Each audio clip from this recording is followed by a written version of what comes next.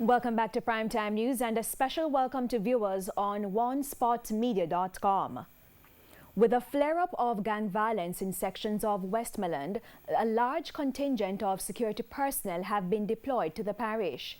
Trucks carrying the cops were seen entering Westmoreland.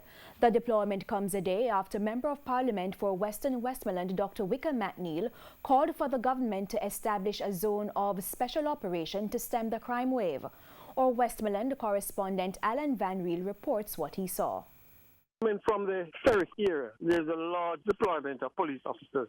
What I observe is that they are searching everything, even the dead. They are searching. Over in Amity, the same thing. A large deployment of police officers also is at the crossroads there, and nothing goes through. Everything they are searching. It seems to me though that something is about to happen here in Westmoreland.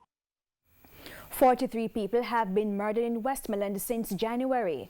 There has also been a spike in robberies and shootings, sparking fears among tourism stakeholders and business operators.